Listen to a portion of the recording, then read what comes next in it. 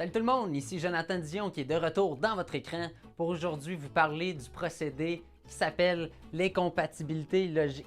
Non, y a-t-il moyen de baisser les lumières un peu? Je suis complètement aveuglé. Ça paraît-tu? Le monde voit-tu qu'on est dans un garage?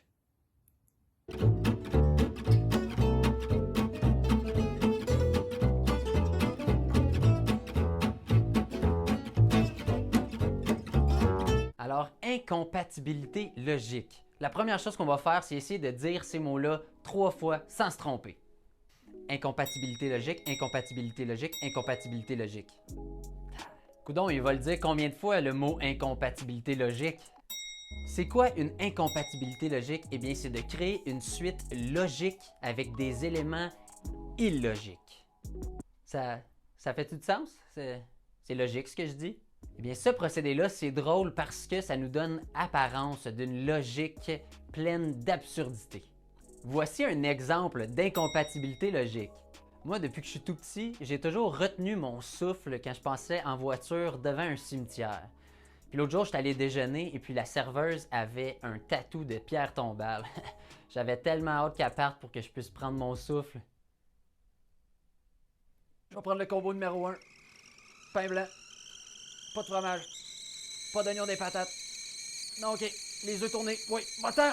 Ah! Alors, dans cette blague-là, ben, c'est illogique de retenir son souffle quand on n'est pas devant un cimetière. C'est même déjà absurde de retenir son souffle devant un cimetière. Mais de faire ça dans la vraie vie, eh bien, ça devient une incompatibilité logique. Exemple! Alors, c'est une fois un Anglais, un Français puis un Italien qui rentrent dans un bar.